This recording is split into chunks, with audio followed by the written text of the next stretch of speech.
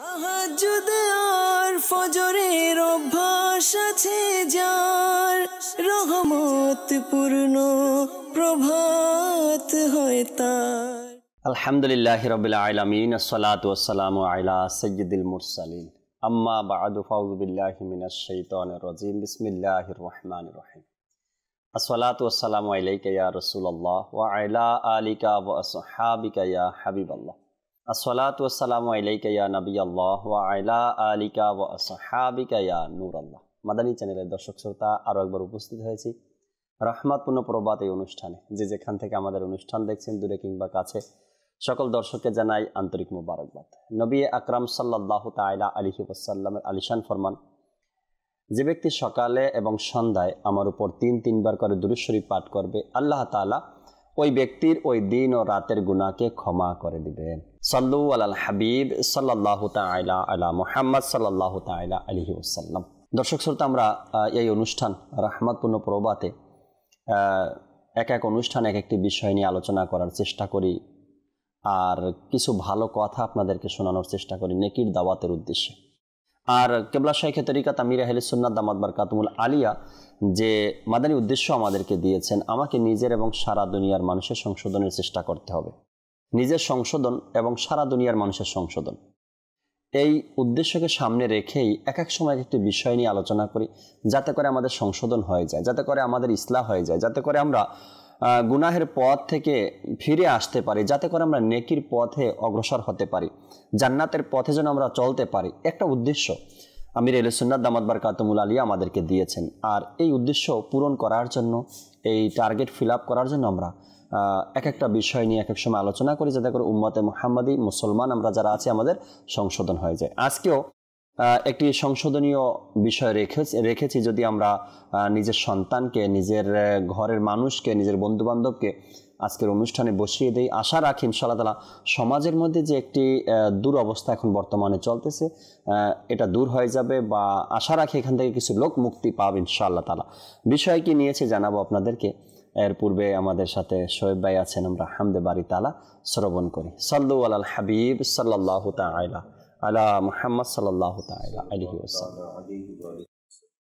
প্রাণপ্রিয় স্নেহ ভাইরা এবং মাদানী চ্যানেল বাংলার দর্শকবৃন্দু, আসুন কালাম শ্রবণ করার পূর্বে ভালো ভালো নিয়ত করে নিই যে আল্লাহ আযজা ওয়া জাল্লা এবং তার প্রিয় হাবিবুল নবী সাল্লাল্লাহু তাআলা আলাইহি ওয়াসাল্লামের সন্তুষ্ট অর্জনের উদ্দেশ্যে কালাম পাঠ করব, শ্রবণ করব, সঙ্গে মিলে পড়ার চেষ্টা করব ইনশাআল্লাহ আযজা ওয়া জাল্লা। আসুন সকলে মিলে দরুদ পাক পাঠ করে নিই।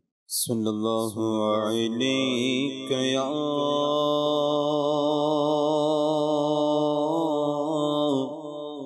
রাসূলুল্লাহ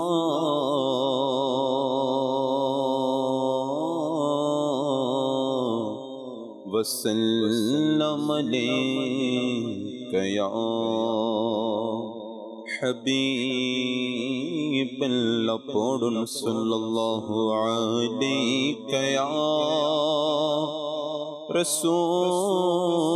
রাসূলুল্লাহ ওয়া সাল্লাম আলাইকা ইয়া হাবিবাল্লাহ ওয়া সাল্লাম আলাইকা ইয়া হাবিবাল্লাহ।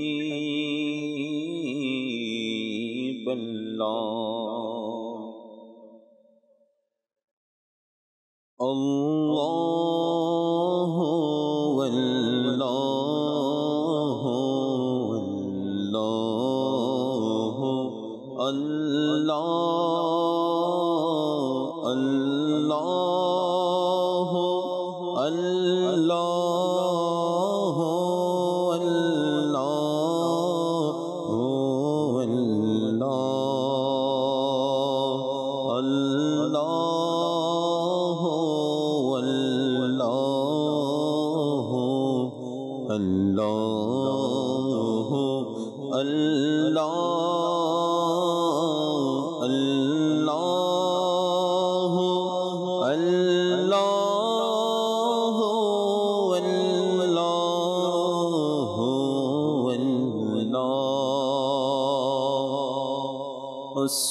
الصبح بدا من طلعته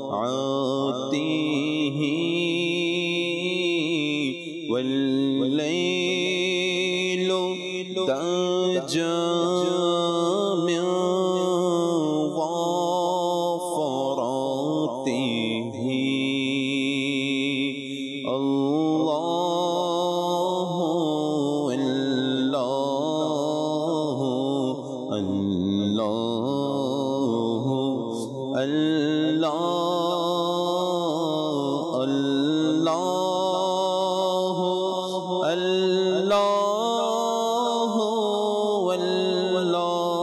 الله الله كنز الكرم مولى النعم هادي الأمم لشريعته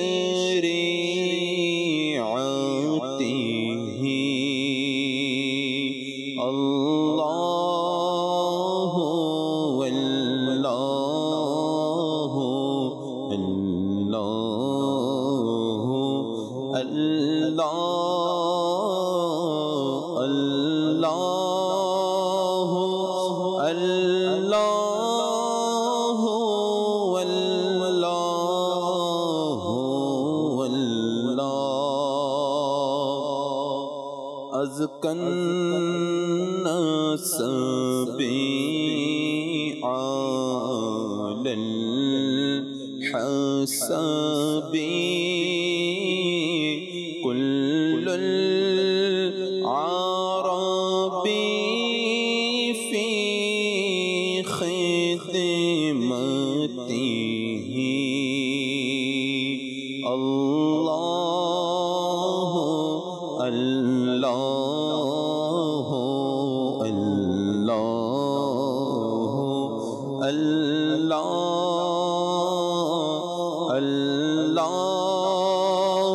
الله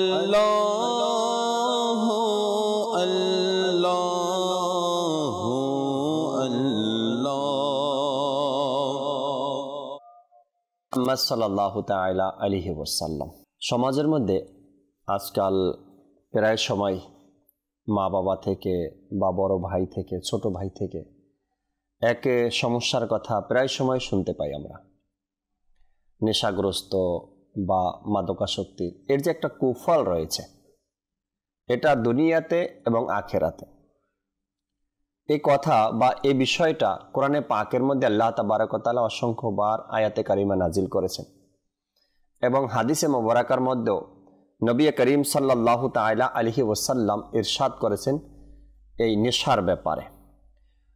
আজ যদি আমরা এই অনুষ্ঠানে মাদকাসক্তির কুফল সম্পর্কে জানি, এর তো কোনো সুফল নেই, যা আছে সবই কুফল। আর এই বিষয়টা না জানার কারণে আমরা কুফল যে রয়েছে, মাদকাসক্তির কুফল যে রয়েছে, এটা না জানার কারণে এর মধ্যে আমরা জড়িত হয়ে যাই। সব মানুষ জানে, দর্শক শ্রোতা, যে বিষ পান করলে মানুষ মারা যায়। এটা সবাই জানে, জ্ঞানী ব্যক্তি যাদের বুঝ আছে তারা সবাই জানে। কখনো কোনো ব্যক্তি বিষ পান করে না, জানে সে মারা যাবে। আর বিষ পানের মৃত্যুটা কেমন হয়? সাথে সাথে হয়ে যায়। আর নেশাটা, এটাতেও মানুষ ক্ষতিগ্রস্ত হয়, মারা যায় ধীরে ধীরে ধীরে ধীরে ধীরে ধীরে 6 মাস বছর পরে সেটা অনুভব করতে পারে। আচ্ছা, এর গায়ে কিন্তু লেখা থাকে, প্যাকেটে লেখা থাকে এটা ক্ষতি বা স্বাস্থ্যের জন্য ক্ষতিকর।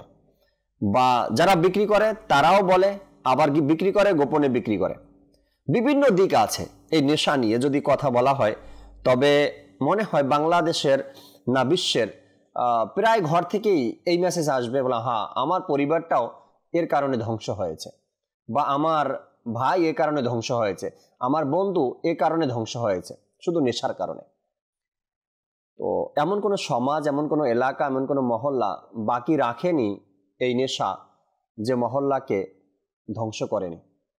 আর আজকাল বিভিন্ন দেয়ালের মধ্যে লেখা আছে নেশার ব্যাপারে, মাদকাসক্তির ব্যাপারে, এইসব কথাগুলো বিভিন্ন দেয়ালের মধ্যে বড় করে লেখা আছে। এরপরে বাংলাদেশ প্রশাসনও এর ব্যাপারে সচেতন আছে।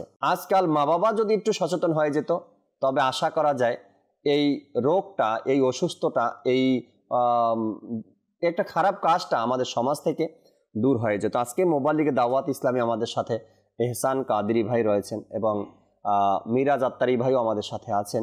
আজকের যে বিষয় আমরা নিয়েছি মাদকাসক্তির কুফল বা নেশার ক্ষতি, আমরা এই বিষয়গুলো নিয়ে আলোচনা করার চেষ্টা করব, যাতে করে আমার আপনার ভাই, মুসলমান ভাই যারা এই ক্ষতিগ্রস্ত বিষয়গুলো নিজের মধ্যে নিয়ে নিয়েছে, যাতে করে তারা মুক্তি পায়, যাতে করে তারা রেহাই পায় এই বিষয়টা থেকে। এহসান কাদেরী ভাইয়ের কাছে শুরুতে আসব। আজকের যে বিষয় আমরা রেখেছি নিয়ে কিছু মাদানী ফুল দর্শক। জি, আলহামদুলিল্লাহি রাব্বিল আলামিন ওয়াসসালাতু ওয়াসসালামু আলা সাইয়্যিদিল মুরসালিন। খুবই জরুরি একটা বিষয়। মাদানী চ্যানেল বাংলার মধ্যে যে সমস্ত বিষয়গুলি রাখা হয়, প্রতিটা বিষয় উম্মতের জন্য খুবই সংশোধনমূলক। জি।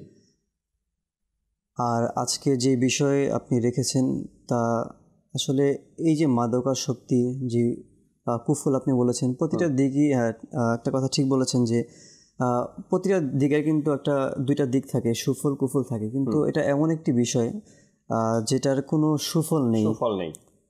তো খারাপ যে বস্তুগুলি রয়েছে, খারাপ যেগুলি আল্লাহ তাআলা আমাদের জন্য হারাম করে দিয়েছেন, তো এই হারাম জিনিসের, হারাম বস্তুর কখনোই সুফল হতে পারে না। যেমনি মাদকাসক্তির কোনো সুফল নেই। এর মাধ্যমে শুধু নিজ ঘর না, নিজ পরিবার না, বরং আজকে শুধু বাংলাদেশও না, বরং পুরো বিশ্বের মধ্যে আপনি যেখানেই দেখবেন, যেই দেশে যাবেন, যেই এলাকাতে যাবেন, যেই রাষ্ট্রের মধ্যে যাবেন, প্রতিটা জায়গায় কিন্তু এই মাদকাসক্ত, এই নেশাগ্রস্ত মানুষ আপনি খুঁজে পাবেন নিজ ঘরের মধ্যে। আচ্ছা, এর অনেকগুলি কারণ আছে। এই একটা মানুষ, এই নেশা বলতে আমরা কি বুঝি? যেটা নেশা অর্থই হচ্ছে আসক্তি, যেটা আমরা অ্যাডিক্টেড হিসাবে আমরা জানি। তো এই অ্যাডিক্টেডটা মানুষ কিন্তু এমনি এমনি হয়ে যায় না এটা। তো এর কিছু কারণ হয়, যেমন অনেক গুনাহের জন্য বা অনেক খারাপ কাজ মানুষ অনেক সময় মোবাইল দেখে, টিভি দেখে, এগুলিকে হয়। কিন্তু এই নেশার বিষয়টা কিন্তু এরকম না। নেশার বিষয়টা পুরোটাই ডিফারেন্ট। এটা সংস্পর্শের কারণেই হয়। এটা সংস্পর্শ ছাড়া আপনি কখন একটা মানুষ টিভি দেখে দেখে, টিভিতে দেখাচ্ছে এরকম নেশা, এটা হবে না। যে টিভিতে আমি দেখেছি নেশা করছে মানুষ, আমিও যে করি, কখনোই সে হবে না। এমন অনেক মানুষ যাকে আপনি দেখবেন যে তারা ওয়াদাভক্ত, প্রতিজ্ঞা করেছে যে আমি লাইফে কখনো নেশা করব না, যেটা মানুষ স্মোকিং বা যে নেশাগুলি করে থাকে। এমন অনেক মানুষ ছিল, অনেক স্টুডেন্ট বলি আমরা, যেই প্রফেশনেই বলি, তারা ছোট থেকেই দেখবেন, আমি এরকম অনেক পার্সোনালি চিনেছি যে সে এরকম বলেছে, ভাই কখনো আমি নেশা করব না, ওয়াদা করেছি, কিন্তু একটা সময় দেখা যায় ওই ব্যক্তিটাও নেশার মধ্যে পড়েছে। আচ্ছা, এর কারণ কি? তাকে উদ্বুদ্ধ কে করেছে? তার সার্কেল, ফ্রেন্ড সার্কেল, তিনি যাদের সাথে চলাফেরা করে, মহলের মধ্যে আড্ডা দিচ্ছে, এদের মাধ্যমে দেখবেন সে এত প্রতিজ্ঞা করেছিল ছোট থেকে। কারণ ছোট থেকে একটা মানুষ দেখবেন জানে এই নেশার খারাপ দিকটা, নেশার কুফরটা সবাই জানে। তো জানার পরে তার মধ্যে এটার প্রতি একটা ঘৃণা সৃষ্টি হয়, না এত খারাপ একটা জিনিস, এটা আমি কখনো করব না। কিন্তু ওই ছেলেটাও একটা সময় এই নেশার মধ্যে অ্যাডিক্টেড হয়ে যায়। এর কারণ হচ্ছে, প্রথম কারণ হচ্ছে সংস্পর্শ। কারণ সে যাদের সাথে চলাফেরা করছে, যাদের সাথে মিশছে, কারণ এরা হচ্ছে নেশাগ্রস্ত, যার কারণে সে প্রথম অবস্থায় দেখা যায় কি এরকম, মানে আমি কিভাবে এটা শুরু হয়, একটা মানুষ অ্যাডিক্টেড হয়, আমি এটা বলছি স্টার্টিংটা। যাদের সাথে চলাফেরা করছে এরা হয়তো বা 2-4 জন অ্যাডিক্টেড, হ্যাঁ, নেশা করছে। এখন ওই ফ্রেন্ড, সে নেশা করছে না, এটাকে সে ঘৃণাও করছে, তো ফ্রেন্ডরাও তাকে প্রথম অবস্থায় কিছু করছে না। তো আচ্ছা, এরকম ফ্রেন্ডের মধ্যে অনেকে আছে যারা শুরুতেই একে করে না, ফোর্স করে না। তো সে বলে আচ্ছা এখন ফোর্স করা যাবে না, আস্তে আস্তে, মানে এদেরও একটা দেখেন নেশাগ্রস্তের নিয়ত কি, এদের নিয়তও খারাপ থাকে, এদের মেন্টালিটি সব এমন মানে মাইন্ড থাকে যেটা, যে আমি নেশাগ্রস্ত, আমি খারাপ হয়েছি। দেখবেন প্রতিটা খারাপ ব্যক্তি তার মধ্যে যে একটা অভ্যাস থাকে, সে কিন্তু মানে নিজে খারাপ কাজ করলেও সে কিন্তু দেখবেন একটা সময় বলবে না আমি খারাপ কাজ করি, আমি মানুষদেরকে খারাপ কাজ করতে দেবো না। কিন্তু ভাই নেশা এমন একটা খারাপ কাজ যেটা মানুষের মাইন্ড, বিবেক বলতে কিছুই নাই, সব আপনার পরিবর্তন হয়ে যায়। আমরা যদি বলি যে সাপোজ আমাদের যে ব্রেনটা যে কাজ করে না, সোজা আছে, এটা উল্টে দিলে যা হয়, এর পুরোই মানে বিপরীত কাজ মানুষ করে।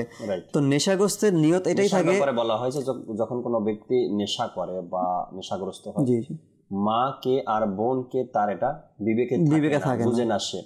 আর দেখেন আপনি যে কথাগুলো বলেন সংস্পর্শের কারণেই হয়ে থাকে। কারণ হলো গিয়া অনেক মানুষ কিন্তু এই নেশার কথাটা বললেই যদি কাউকে জিজ্ঞাসা করেন, বলে ভাই আপনি কেন এই মাদকাসক্তির মধ্যে এত কেন আকর্ষণ আপনার এখানে, বা আপনি কেন জড়িত হলেন, সে বলে, অনেকেই বলে এটা যে ধোঁকা খাওয়ার কারণে হয়েছে, বা কোনো জায়গাতে গিয়ে এভাবে কষ্ট পাওয়ার কারণে, কষ্টের কারণে এটা বলে মানুষ।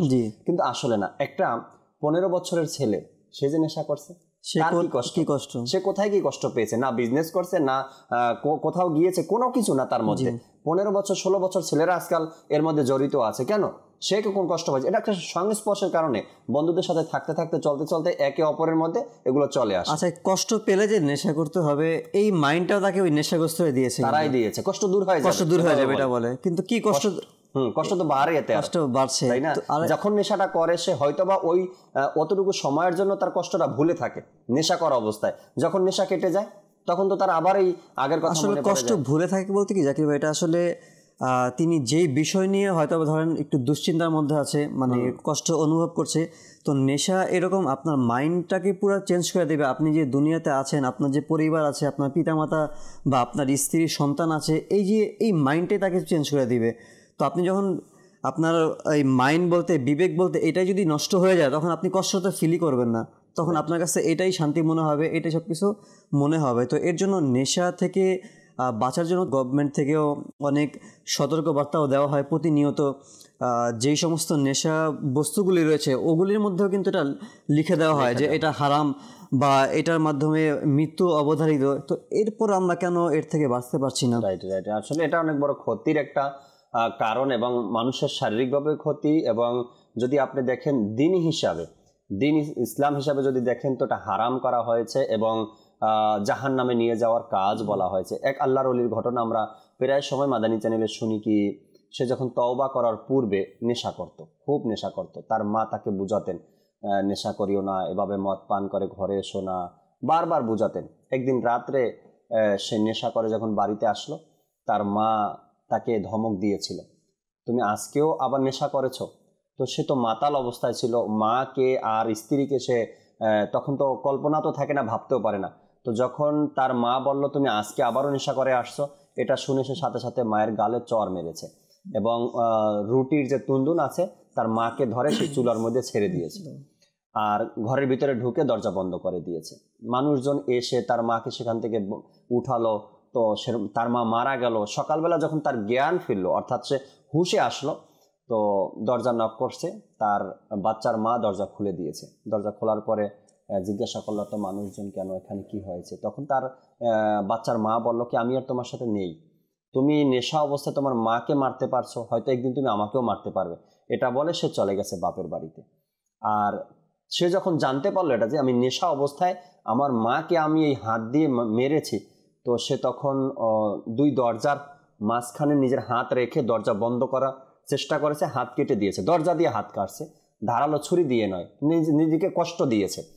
সে নেশা অবস্থায় তার মাকে মেরেছে এই কারণে। এরপর থেকে সে 40 বছর পর্যন্ত হজে যায়, 40 বছর পর্যন্ত হজে যায়। প্রতি বছর কেউ না কেউ এসে তাকে বলে তোমার হজ এবছর কবুল হয়নি, তোমার হজ এবছর কবুল হয়নি। এভাবে করে 40 বছর পর্যন্ত কেউ না কেউ তাকে এসে বলে এবছর তোমার হজ কবুল হয়নি। তো এটা চিন্তার বিষয়। একে তো নেশার কথা জানতে পারলাম, নেশা করার কারণে মানুষের মধ্যে বিবেক বুদ্ধি কাজ করে না, এটা লোপ পেয়ে যায়, অর্থাৎ কমে যায়, তার হুঁশ থাকে না। দ্বিতীয়ত মায়ের উপরে অত্যাচার করার কারণে তার অবস্থা কি হয়েছে, 40 বছর পর্যন্ত হজ করে কিন্তু তার হজ কবুল হয় না। সে এটাও বলে যে আমি জানি এবছর আমার হজ কবুল হয়নি, তারপরও সে যায়, ক্ষমা চাওয়ার উদ্দেশ্যে যায়, ক্ষমা পাওয়ার উদ্দেশ্যে যায়, কিন্তু হয় না, ক্ষমা পায় না সে। আল্লাহ তাআলা ক্ষমা করেন না তাকে, কেননা সে মায়ের সাথে দুর্ব্যবহার করেছে। তো নেশা এমন একটা জিনিস, এত বড় ক্ষতি, নিজের পরিবারের ক্ষতি, নিজের ক্ষতি, সমাজের ক্ষতি, দেশের ক্ষতি, রাষ্ট্রের ক্ষতি এবং নিজের আখিরাতের ক্ষতি। তো এ থেকে আমাদেরকে বের হয়ে আসা উচিত। আমরা নাতে রসুল মকবুল সাল্লাল্লাহু আলাইহি ওয়াসাল্লাম শুনি, এরপর মিরাজ ভাই থেকে ইনশাআল্লাহ তাআলা এ বিষয় নিয়ে আলোচনা শুনবো। সাল্লু আলাল হাবিব সাল্লাল্লাহু তাআলা আলা মুহাম্মদ সাল্লাল্লাহু তাআলা আলাইহি ওয়াসাল্লাম। আলাল হাবিব সাল্লাল্লাহু তাআলা আলা মুহাম্মদ সাল্লাল্লাহু তাআলা আলাইহি ওয়া আলিহি ওয়াসাল্লাম। صلی علی رسولنا صلی علی على حبيبنا صل على محمد صل على شفيعنا صل على حبيبنا صل على محمد گلیوں میں گھوم گھوم کر خاک مدینہ چوم کر گلیوں میں گھوم گھوم کر خاک مدینہ چوم کر آنکھوں سے ہم لگائیں گے سینے سے ہم لگائیں گے آج نہیں تو کل صحیح صلی علی رسولنا صلی علی حبیبنا صلی علی محمد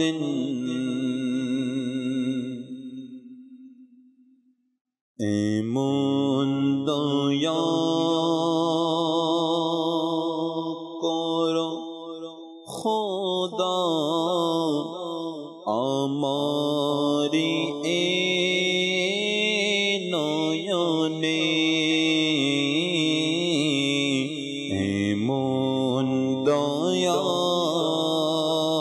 করো খোদা আমারি এ নয়নে যেন থাকে নবীর ছবি আমারি এ নয়নে যেন থাকে নবীর ছবি আমারি এ নয়নে জ্যোতি মন দাও না খোদা আমারি এ নয়নে জ্যোতি মন দাও না খোদা আমারি এ নয়নে জ্যোতি এমন দাও না খোদা আমারি এ নয়নে থাকে যেন নবীর ছবি আমার এ নয়নে থাকে যেন নবীর ছবি আমার এ নয়নে প্রিয় নবীর পদধূলি যদি আমায় মিলে প্রিয় নবীর পদধূলি যদি আমায় মিলে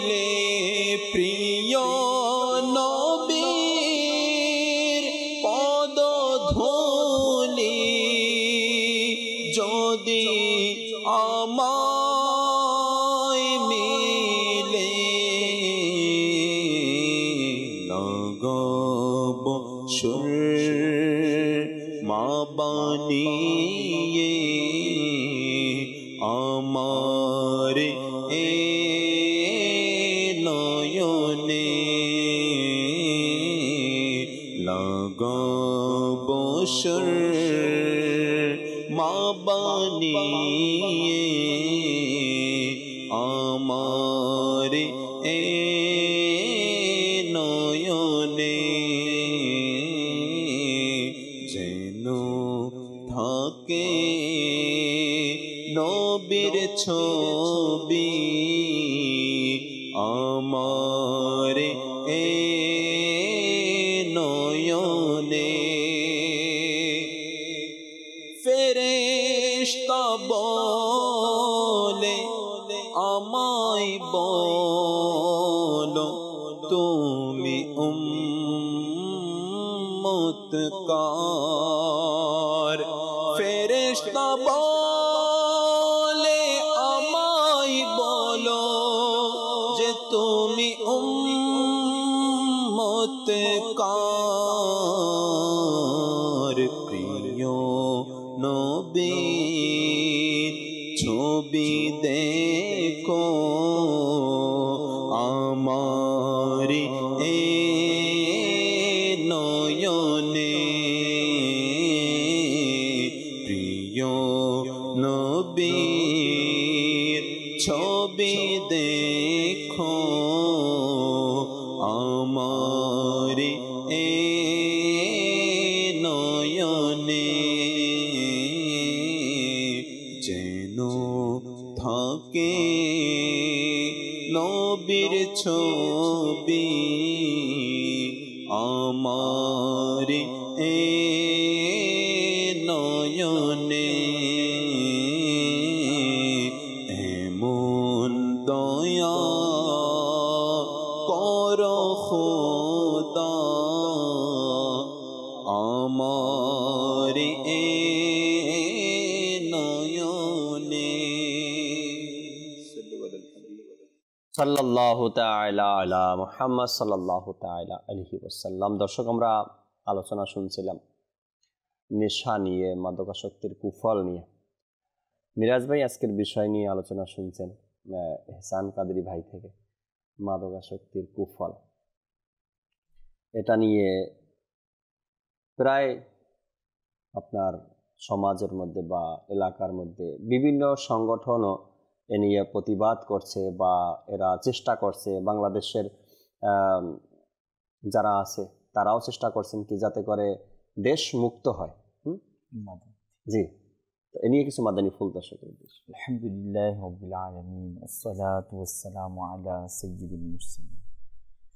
হ্যাঁ জাকির ভাই, আছে এই বিষয়টা জি হয়তো মাদানী চ্যানেলের দর্শক শ্রোতা যারা, তারা অনেকেই একমত হবে। আজকে শুধু একটি বিষয় অনেক ফ্যামিলিকে ধ্বংস করে দিয়েছে। আপনার ফ্যামিলির মধ্যে আপনার মান সম্মান চলে যাওয়া, ঘরের মধ্যে অভাব চলে আসা, তারপর যারা ফ্যামিলি মেম্বার আছে আমাদের দেখা, অনেকে আপনার এক সন্তানের কারণে পুরা ফ্যামিলি অপদস্থ এবং তারা অনেক সময় শহর থেকে চলে যেতে হয়। এই বিষয়গুলো এমন।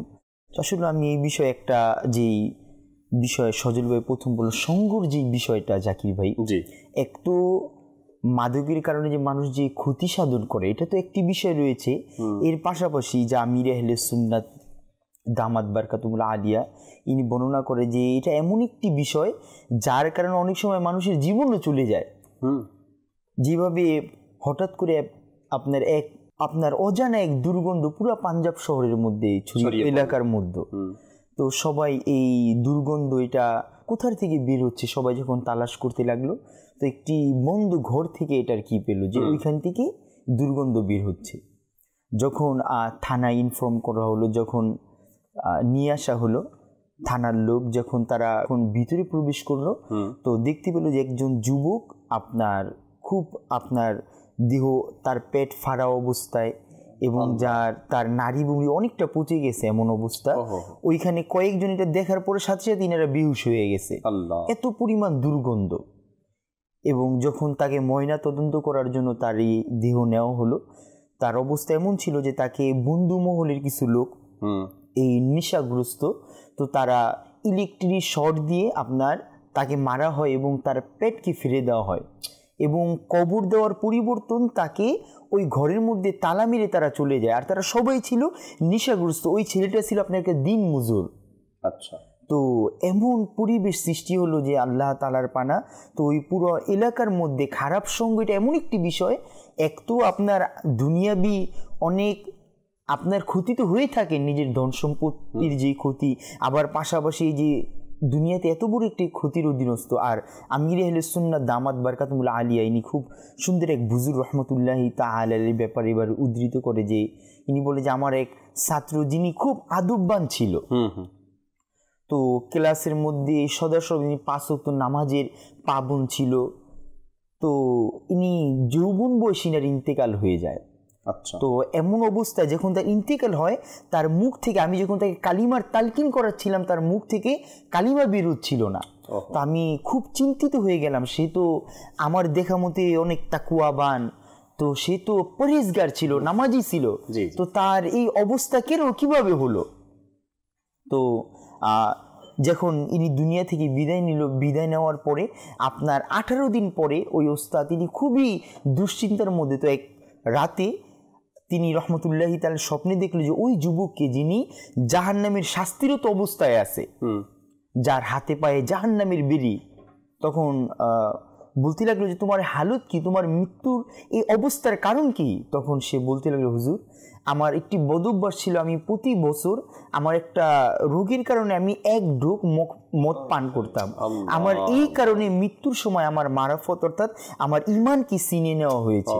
একটু তো জাকির ভাই নেশা এটা এমন একটা বিষয়, এক পার্থিক দুনিয়াবি লস তো হয়, পাশাপাশি ঈমানের জন্য, কেননা বলা হয়েছে মদ এটা এমন একটা বিষয়, এটা নেশার ভিতরে এমন একটা বিষয় যা মানুষের দুনিয়া ও আখিরাত উভয়কে ধ্বংস করে দেয়, নষ্ট করে দেয়। আসলে দর্শক শ্রোতা, হয়তো যদি আপনারা আপনার চতুর্দিকে তাকান বা আপনার চারপাশে তাকান, যে এক বাবা তার সন্তানকে নিয়ে কতটা কষ্টের মধ্যে আছে, যে শুনছে না সন্তান কথা, না পারছে তাকে দিয়ে কোনো দুনিয়াবি উপকার, না সে দিনকে বুঝতে পারছে, না তাকে নিয়ে সমাজের মধ্যে সে কথা বলতে পারছে। আর এই এক সন্তানের জন্য বাবাকে রাস্তাঘাটে, দোকানে, বাজারে, পুলিশের সামনে, আত্মীয় স্বজনের সামনে কত প্রকারের কথা শুনতে হচ্ছে শুধু এই নেশা করার কারণে। তো আমরা যদি চাই কি আমাদের এই সমাজকে বাঁচাতে, আমরা যদি চাই যে আমার এই ঘরকে বাঁচাতে, আর ইসলাম যেটা সাপোর্ট করে না সেটা থেকে বের হয়ে আসতে, মাদানী চ্যানেলের দর্শক শ্রোতা, আমরা আলোচনা শুনছিলাম নেশা নিয়ে কিছু কথা মিরাজ ভাই থেকে আর আমাদের এহসান কাদরি ভাই থেকে। আলহামদুলিল্লাহ দর্শক শ্রোতা, আপনাদেরকেও আমরা সাথে রাখবো ইনশাআল্লাহ। কিছু কল শুনবো আপনাদের, আর এরপরে আবারও এহসান ভাই থেকে কিছু মাদানী ফুল শুনবো, আপনাদের কল SMS গুলো নেওয়ারও চেষ্টা করবেন ইনশাআল্লাহ তাআলা। যে দর্শকের কল শুনিয়ে দিন। চট্টগ্রাম থেকে মাদানী চ্যানেল বাংলা, আল্লাহ তাআলা বরকত দান করুক। প্রতিটি বাংলার ঘরে ঘরে এই মাদানী চ্যানেলকে আম করে দিচ্ছে, মাশাআল্লাহ। আমার অনেক ভালো লাগে মাদানী চ্যানেল, আমি দেখি, আমার পরিবারের সবাইকে উৎসাহ দিয়ে থাকি এবং দেখেন, এবং আমার বন্ধু বান্ধব যারা আছে তাদেরকেও আমি মাদানী চ্যানেল দেখার জন্য উৎসাহ দিয়ে থাকি। মাশাআল্লাহ মাশাআল্লাহ। চট্টগ্রাম থেকে আপনি আমাদেরকে কল করেছেন, মাদানী চ্যানেল সবসময় দেখেন, নিজের বন্ধু বান্ধবদেরকেও দেখার জন্য বলেন। শুকরিয়া, আল্লাহ তাআলা সাথে থাকবেন ইনশাআল্লাহ তাআলা। পরবর্তী কল। আমার নাম সজিদ, গাজীপুর থেকে। আমি আসমান অনুষ্ঠান আমার কাছে অনেক ভালো লাগছে, আমরা যেগুলো না জানতাম তা সম্পর্কে আমরা জানতে পেরেছি। আমি একটি নাতের রাসূল শুনতে চাই, শুনিয়ে দিলে অনেক খুশি হতাম। মাশাআল্লাহ, নাতের রাসূল শুনতে চেয়েছেন, কোন নাতের রাসূল শুনবেন তাও জানাতে পারতেন, কিন্তু তা বলেননি আপনি। এরপর ইনশাআল্লাহ তাআলা শোয়েব ভাই নিজের মতো শুনিয়ে দেবে আপনাকে। পরবর্তী কল দেন। আমি মোহাম্মদ মহসিন ব্রাহ্মণবাড়িয়া থেকে বলতেছি। আলহামদুলিল্লাহ, মাদানী চ্যানেল আমি প্রতিনিয়ত দেখতে থাকি। আলহামদুলিল্লাহ, অনেক আমার কাছে ভালো লাগে যে চ্যানেলটি পুরো পৃথিবীর মধ্যে নেকির দাওয়াতকে ছড়িয়ে দিচ্ছে। রাসূল পাক সাল্লাল্লাহু তাআলা আলাইহি ওয়া সাল্লাম যে সুন্নত মুবারাকা রয়েছে, সেই সুন্নত মুবারাকাকে পৃথিবীর জমিনে আবার মানুষের মধ্যে পুনরুজ্জীবিত করতেছে। আলহামদুলিল্লাহ, এই মাদানী চ্যানেলের মাধ্যমে মানুষ নেককার হচ্ছে, মাদানী চ্যানেলের মাধ্যমে মানুষ গুনাহের পথ থেকে বিরত হয়ে মানুষ নেকির পথে চলে আসতেছে। মাদানী চ্যানেলের মাধ্যমে মানুষ মা বাবার ভালোবাসা, আল্লাহ তাআলাকে চিনতেছে, আল্লাহ তাআলা রাসূল পাক সাল্লাল্লাহু আলাইহি ওয়াসাল্লামের উন্নত দিকে চলার জন্য সহজ পদ্ধতি পাচ্ছে। আলহামদুলিল্লাহ, আমি সেই মাদানী চ্যানেলকে আমার দিল থেকে ভালোবাসি, আমাকে অনেক ভালো লাগে। দোয়া করবেন এবং আমি দোয়া করি যে এই মাদানী চ্যানেলকে আল্লাহ তাআলা আজীবন ইস্তেকামত এবং আজীবন দুনিয়ার জমিনে রাখে। আসসালামু আলাইকুম ওয়া রাহমাতুল্লাহি ওয়া বারাকাতুহু। ওয়ালাইকুম আসসালাম ওয়া রাহমাতুল্লাহি ওয়া বারাকাতুহু। মাশাআল্লাহ, খুব সুন্দর অভিমত আপনি দিয়েছেন, পরামর্শ দিয়েছেন বা প্রশংসা করেছেন। আল্লাহ তাবারক ওয়া তাআলা কবুল করে নিক। সবসময় সাথে আছেন, সাথে থাকবেন, এটা আশা রাখি ইনশাআল্লাহ তাআলা। পরবর্তী কল দেন। মিনহাজ আক্তারি, চট্টগ্রাম। আমি একটা নাচ শুনতে চাই, দয়া করো নবী আমায়। শোনাবো, সাথেই থাকুন। পরবর্তী কল।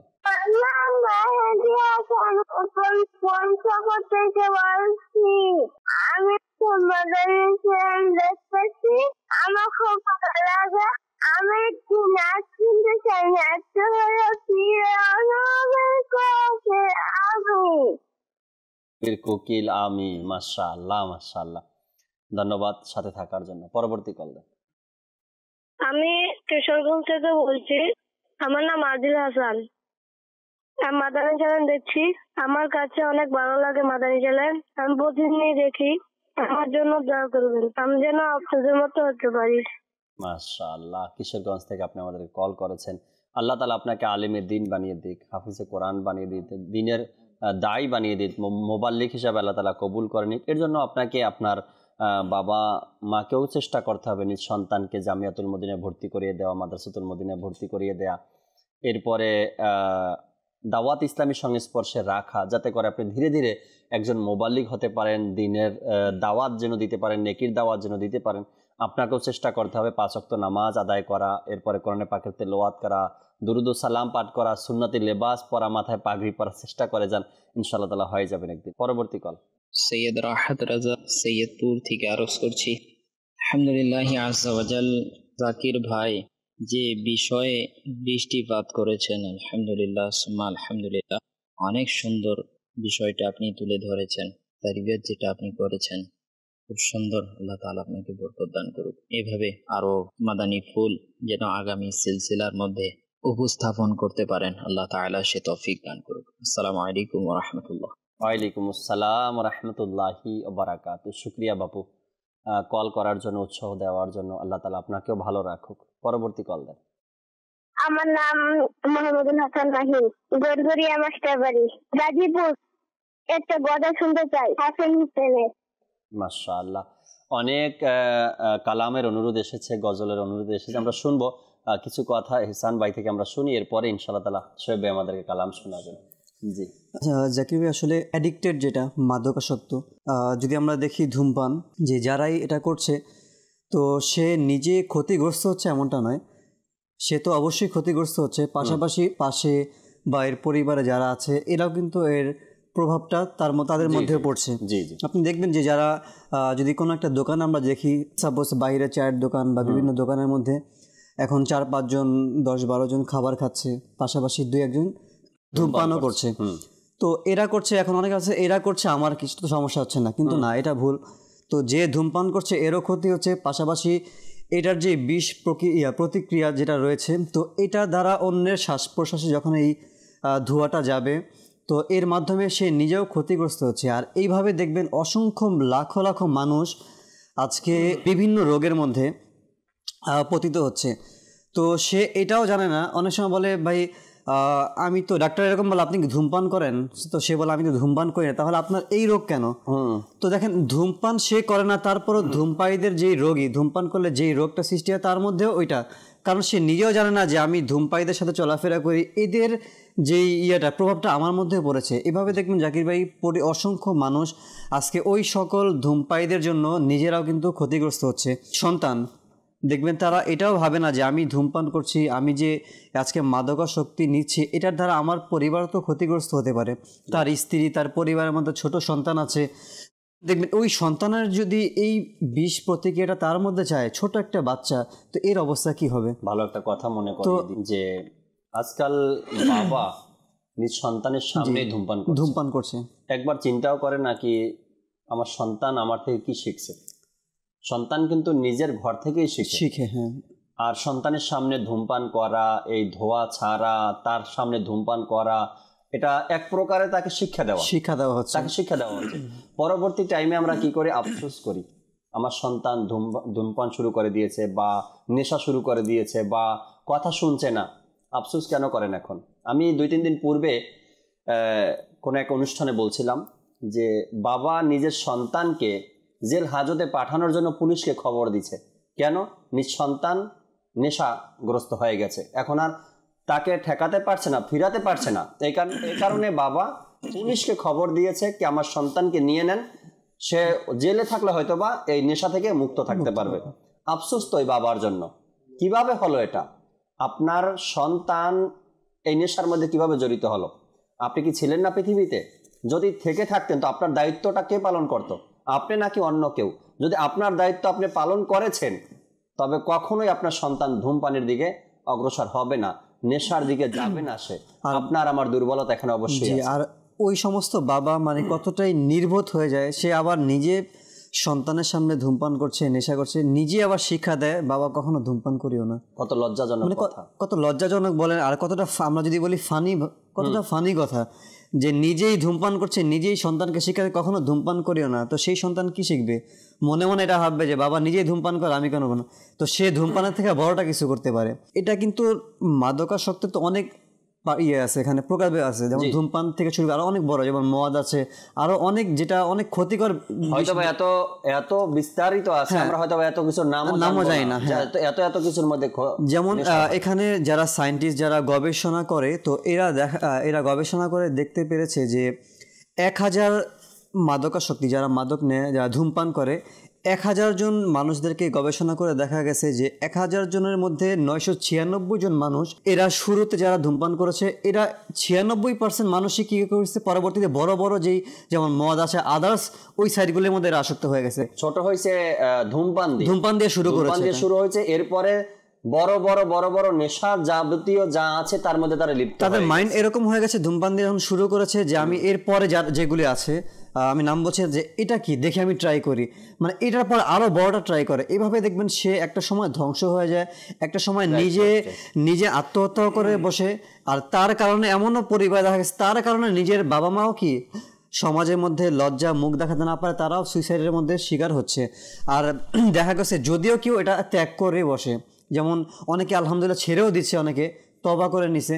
তো বলা হয়েছে গবেষণা করে যারা ডাক্তার রয়েছে এরা বলেছে যে যারা ধূমপান ছেড়ে দিয়েছে, ছেড়ে দেওয়ার পর এটার যে বিষক্রিয়া রক্তের সাথে আরো 20 বছর পর্যন্ত এটা থেকে যায়।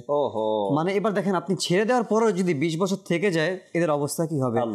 অনেক ক্ষতি তো রয়েছে। আমরা জানি ধূমপান বিষপানের সমতুল্য, পাশাপাশি এমন কিছু ক্ষতি রয়েছে আমাদের, যেমন এখানে বলা হয়েছে যারা ডাক্তারি ভাষায় এটা গবেষণা করে দেখছে যে ফুসফুসে ক্যান্সার আজকে অনেকের এটা দেখা যাচ্ছে, এটা অনেক ব্যাপক হারে। আর আজকে যে মহামারী চলছে পুরো বিশ্বের মধ্যে এই করোনা ভাইরাসের, তো বলা হয়েছে যে ওই সমস্ত ব্যক্তিদের বেশি সম্ভাবনা আছে আর যারা ধূমপান করে, আর এদের যদি হয়েও যায় এদের বাঁচার সম্ভাবনা বেশি, মানে সবচেয়ে কম থাকে।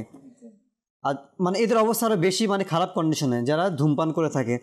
আচ্ছা, মলাশয়ের ক্যান্সার, তো মুখের ক্যান্সার, জিহ্বার ক্যান্সার, ঠোঁট ঝিল্লি এগুলির ক্যান্সার, গলনালীর ক্যান্সার, হৃদরোগ, ব্রেন স্ট্রোক, উচ্চ রক্তচাপ এবং ব্রঙ্কাইটিস, প্যারালাইসিস, শ্বাসকষ্ট, টিটোনাস, হাঁপানি, একজিমা, লিভার সিরোসিস, সর্দি কাশি, এছাড়া আরও অসংখ্য মানে এখানে রোগের কথা বলা হয়েছে। যেমন শরীরে বিষক্রিয়া সৃষ্টি করা, একটা হচ্ছে তো কেউ বিষ পান করলো, তার শরীরের মধ্যে কি বিষ পুরো প্রবেশ করলো, কিন্তু এটার দ্বারা ধীরে ধীরে কি আপনার শরীরের মধ্যে রক্তের মধ্যে এই বিষক্রিয়াগুলি আস্তে আস্তে সৃষ্টি হচ্ছে। একটা সময় যখন পুরো শরীরে দেহের মধ্যে এটা পৌঁছে যাবে তখন সে ব্যক্তি কিন্তু মৃত্যুর দিকে ঢলে পড়ে। পাশাপাশি বার্জাস ডিজিজ এটা আরেকটা রোগ, গ্যাংরিং এটাও একটা রোগ, ডায়াবেটিস, শরীরে রোগ প্রতিরোধ ক্ষমতা কমে যাওয়া, আজকে অসংখ্য রোগ আপনি দেখবেন, ভাইরাস বলেন, ডেঙ্গু রোগ হচ্ছে, অসংখ্য রোগ। এটা দ্বারা কি হয় যে আপনার রোগ প্রতিরোধ ক্ষমতা যাদের একদম কমে যায়, এদের কমে গেলে কি হয় অসংখ্য রোগ আপনার আবার সৃষ্টি হয় নতুন করে।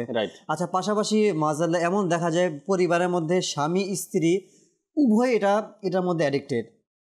তো এটাও দেখা গেছে যারা ডাক্তারি চিকিৎসক রয়েছে এরা দেখতে পাচ্ছে যে আজকে যাদের সন্তান সৃষ্টির পরে শুরুতেই দেখবেন যে ভূমিষ্ঠ হওয়ার পরে অনেকে দেখবেন প্যারালাইজ, অনেকে দেখবেন যে পঙ্গু সন্তান জন্মগ্রহণ করছে। এরা দেখতে পাচ্ছে গবেষণা করে যে ওই সমস্ত পিতা মাতা এই ড্রাগের মধ্যে অ্যাডিক্টেড, যার কারণে সন্তানও শুরুতেই দেখেন যদি সে পঙ্গু হয়ে আসে তার সারাটা জীবন কিভাবে অতিবাহিত হয় আজকে সেই সমস্ত পিতা মাতাদের জন্য। আপনি সমাজের মধ্যে আপনার 100-এর মধ্যে আপনি 70% না 80%-এর অধিক আপনার এই রোগগুলোর মধ্যেই মানুষ এখন আক্রান্ত। আপনার এই যে স্ট্রোক যে বিষয়টা, আপনি যদি আজকে সকালে আসার সময় একজনকে দেখলাম নিয়ে যাচ্ছে স্ট্রোক, এইভাবে কিন্তু রোগ ব্যাপক আকার ধারণ করছে আমাদের সমাজের মধ্যে। হার্ট অ্যাটাক বলেন, তো এই বিষয়গুলোতে এর থেকেই কিন্তু শুরু, এবং এটা এমন একটা ক্ষতি যে গর্ভের যে সন্তান সেও তার থেকে নিরাপদ না। আল্লাহ আল্লাহ আল্লাহ আল্লাহ। তো এই জন্য আমাদের ভাবা উচিত, চিন্তা করা উচিত যে আমরা কোন পজিশনে দাঁড়িয়ে আছি। আল্লাহ তাবারক ওয়া তাআলা বোঝার তৌফিক দিক। দর্শকের কিছু কল ছিল, অনুরোধের কালাম ছিল, কয়েকটা কালাম শুনি, এরপর ইনশাআল্লাহ আমরা অনুষ্ঠান থেকে বিদায় নেব। সাল্লু আলাল হাবিব সাল্লাল্লাহু তাআলা আলা মুহাম্মদ সাল্লাল্লাহু তাআলা আলাইহি ওয়া সাল্লাম। আল্লাহ আল্লাহ আল্লাহ আল্লাহ আল্লাহ আল্লাহ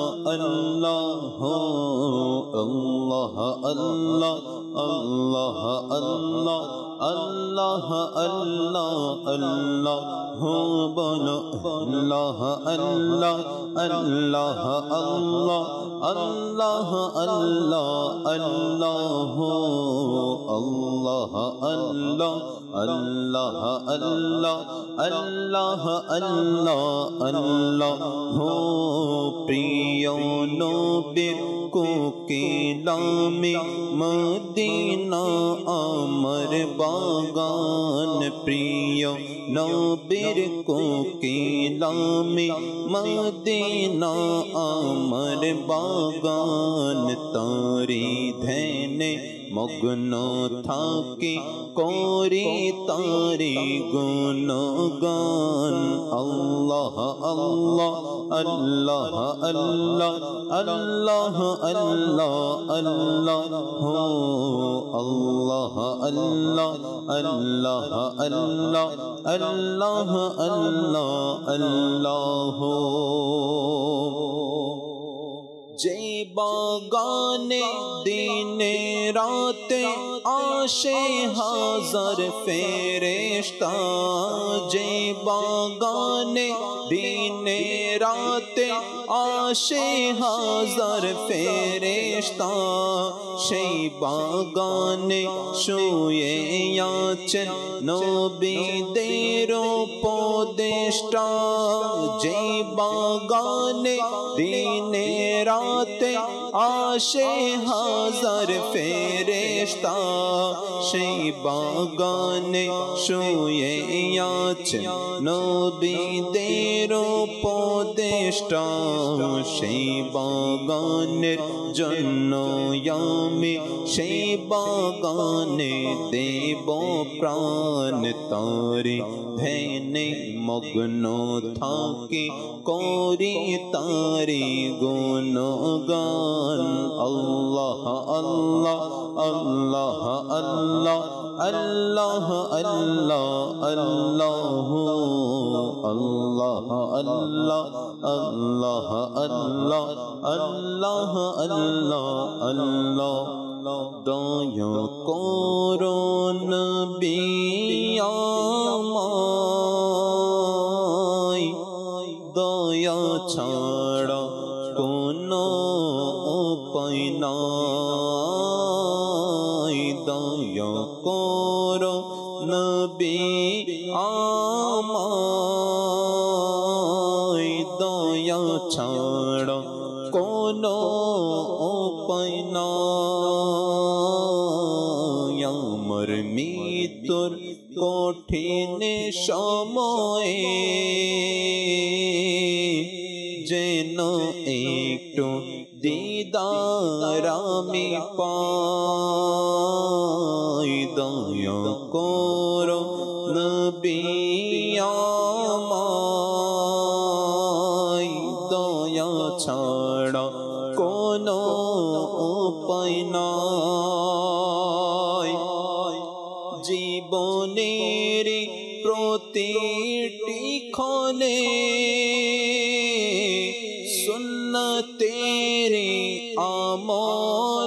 সাজায়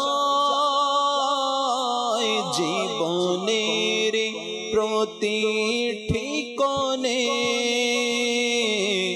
সুন্নতের আমল সাজায় সদা রাজি থাকো ইয়া নবী সদা রাজি থাকো ইয়া নবী তোমার একটু দিদার যেন পায় মুর্শিদা তারেরি ওসিলায় দয়া করো নবী আমায় মুর্শিদা তারেরি ওসিলায় দয়া করো নবী আমায় তোমার দয়ায় রাখো আমায় তোমার দয়ায় রাখো আমায় তোমার দিদার যেন আমি পাই দয়া করো নবী আমায় দয়া ছাড়া কোনো উপায় নাই আমার মৃত্যুর কঠিন সময়ে যেন একটু দিদার আমি পাই সোনার মদিনায় আমার প্রাণের মদিনা সোনার মদিনায় আমার প্রাণের মদিনা সব ভুলিব কিন্তু তোমায় ভুলতে পারি না মদিনা সব ভুলিব কিন্তু তোমায় ভুলতে পারি না ভুলিনি ভুলবো না ভুলিনি ভুলবো না ভুলতে পারি না সব ভুলিব কিন্তু তোমায় ভুলতে পারি না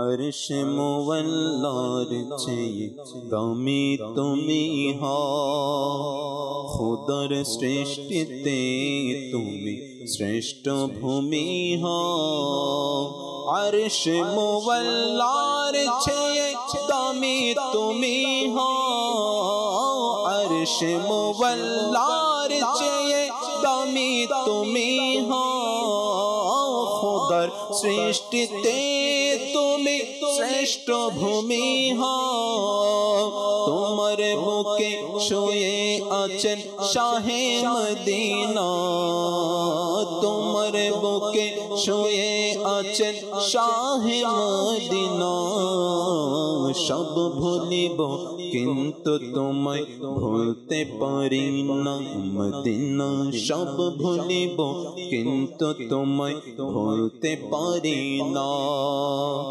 জন্নতের বাগান তোমায় নবী বলেছে খাকে শিফার অধিকারী তোমায় করেছেন জন্নতের বাগান তোমায় নবী বলেছেন খাকে শিফার অধিকারী তোমায় করেছেন তোমার বুকে প্রবাহিত নূরেরই ঝর্ণা তোমার বুকে প্রবাহিত নূরের ঝর্ণা সব ভুলিব কিন্তু তোমায় ভুলতে পারি না মদিনা সব ভুলিব কিন্তু তোমায় ভুলতে পারি না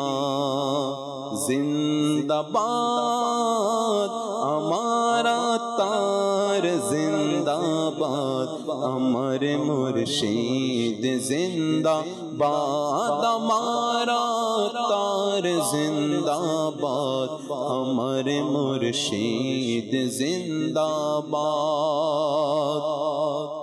তোমার কাজ পাতরি জমিতে নদী খননের মতো তোমার কাজ পাতরি জমিতে নদী খননের মতো তুমি থাকো প্রজ্বলিত আর নিরাপদ জিন্দাবাদ আমারা তার জিন্দাবাদ আমার মুর্শিদ জিন্দাবাদ আমারা তার জিন্দাবাদ আমার মুর্শিদ জিন্দাবাদ দুনিয়ারে আনাচ কানাচে তোমার ফয়েজ পৌঁছে গেছে দুনিয়ারে আনাচ কানাচে তোমার ফয়েজ পৌঁছে গেছে চারিদিকে ব্যাপক হলো ফৈজান সুন্নত জিন্দাবাদ আমারা তার জিন্দাবাদ আমার মুর্শিদ জিন্দাবাদ আমারা তার জিন্দাবাদ আমার মুর্শিদ জিন্দাবাদ এলো তোমার দুয়ার থেকে দিন শরিয়তের বাহার এলো তোমার দুয়ার থেকে দিন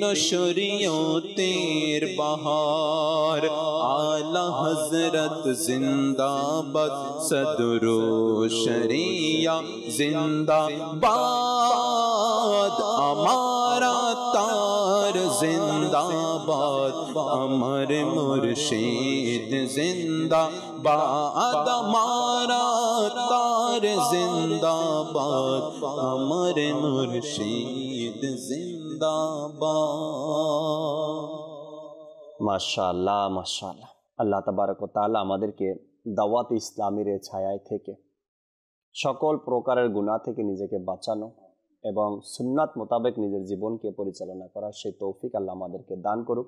মাদানী চ্যানেলের দর্শক শ্রোতা, আজকের যে বিষয় আমরা রেখেছিলাম সংক্ষিপ্ত কিছু আলোচনা করেছি, চেষ্টা করি আমরা আমল করার জন্য, নিজে এই নেশা থেকে বের হয়ে আসার জন্য, নিজের বন্ধু বান্ধবদেরকে, নিজের পরিবারে যদি এমন কেউ থাকে তো আমরা চেষ্টা করি তার জন্য আমাদের যে তাবিজাতে আত্মারিয়ার ব্যবস্থা রয়েছে তাও ব্যবস্থা নেই। এরপরে তাকে চেষ্টা করি আমরা দাওয়াত ইসলামের সাথে তরবিয়তি কোর্সে পাঠিয়ে দেওয়ার জন্য, মাদানী কাফেলায় পাঠিয়ে দেওয়ার জন্য। যখন আপনার এই কাছের লোকটা ভালো হতে চায় বা আপনি তাকে ভালো করতে চান তো ভালো একটা পরিবেশ তাকে দিতে হবে। খারাপ পরিবেশে রেখে, বাড়িতে রেখে কখনো সম্ভব হবে না এটা। যখন আপনি ভালো একটা পরিবেশে দিবেন, আশেকানে রসুলের সাথে থাকবে, তখন মাদানী কাফেলার মধ্যে খৌফে খোদার বয়ান শুনবে, ইশকে রসুলের বয়ান শুনবে, সাহাবা একরামের জীবনী শুনবে। আস্তে আস্তে তার মধ্যে এটা কাজ করবে কি হ্যাঁ, আমি নেককার হতে চাই, আমি ভালো হতে চাই। আলহামদুলিল্লাহ, দাওয়াত ইসলামীকে দেখুন আপনি আজ পৃথিবীতে খবর নিয়ে যে দাওয়াত ইসলামী কত নেশাগ্রস্ত লোককে আলহামদুলিল্লাহ পরিবর্তন করে দিয়েছে, অর্থাৎ নেশা থেকে তার তওবা করেছে।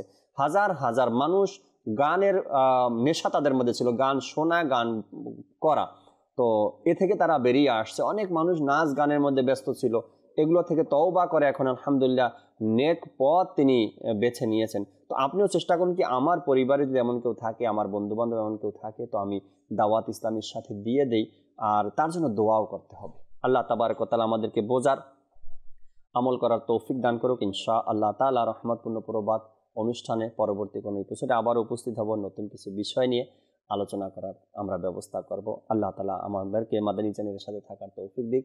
আমিন বিজাহিন নবিল আমিন সাল্লাল্লাহু তাআলা আলাইহি ওয়াসাল্লাম।